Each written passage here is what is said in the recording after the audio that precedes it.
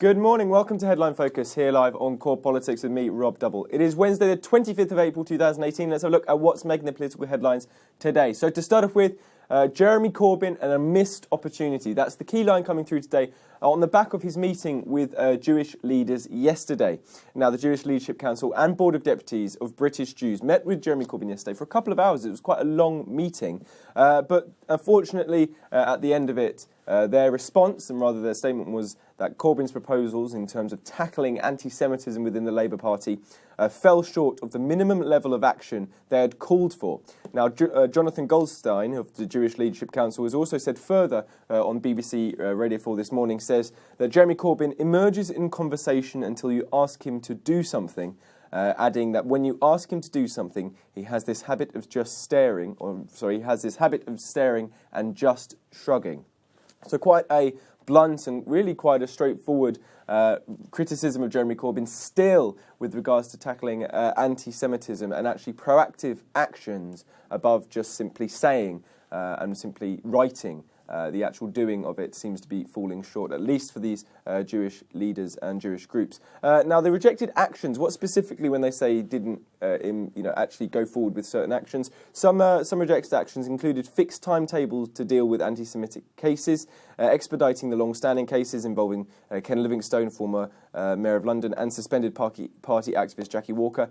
No MP should share a platform with somebody expelled or suspended for anti-Semitism. Adopt in full the International Holocaust Remembrance Alliance definition for anti-Semitism, and transparent oversight of the disciplinary process with regards to anti-Semitism or claims of anti-Semitism. All of those were rejected by Jeremy Corbyn in the meeting in terms of how the Labour Party are going to go forwards in terms of tackling the problem which has been identified. But however, Jeremy Corbyn, off the back of the meeting, called it positive and constructive, saying he's absolutely committed to rooting out anti-Semitism. The Labour Party also saying that it had agreed to settle the vast majority of outstanding cases by the end of July and will set out further measures soon. So again, definitely more lines on this story. This isn't going away. There clearly hasn't been a resolution between the Labour Party, Jeremy Corbyn, and the Jewish leadership in the UK with regards to the claims of anti-Semitism in the Labour Party.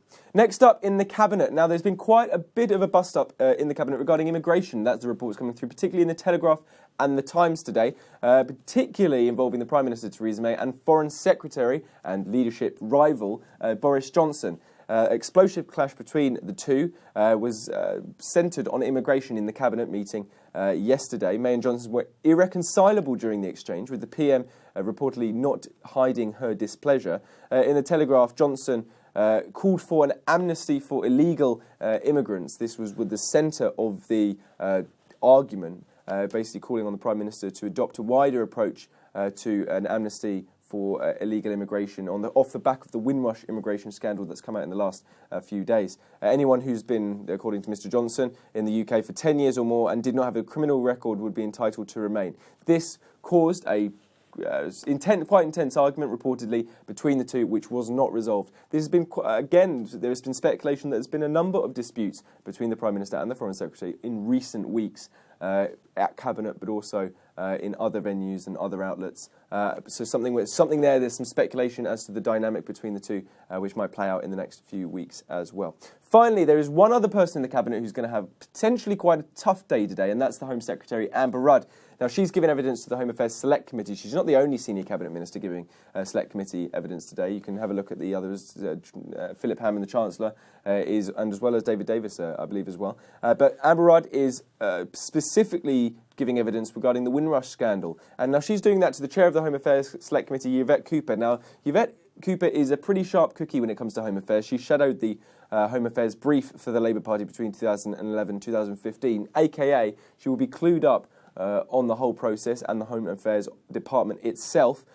In terms of the Windrush scandal itself and the focus of the committee meeting today, it hasn't been letting up in terms of the further information coming through in the news regarding the scandals which have happened as a result of the Home Office treatment of Windrush generation. Tottenham MP David Lammy tweeted yesterday he'd received 8 new complaints by lunchtime with regards to the Windrush cases.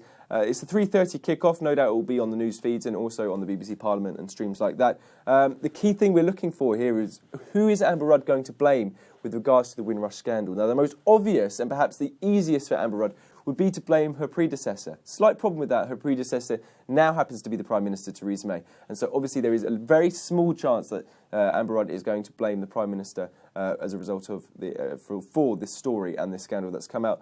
There seems to be some woolly language regarding the department being to blame and also the state more widely to blame as well. But again, let's find out at 3:30 when Amber Rudd sits down in front of the committee. That's pretty much it for today. You're up to date. Don't forget you can find all the latest on what we're doing here on Core Politics and our Facebook page and on Twitter right here. But from me and all the team here at Con London, see you again tomorrow around about 9 o'clock.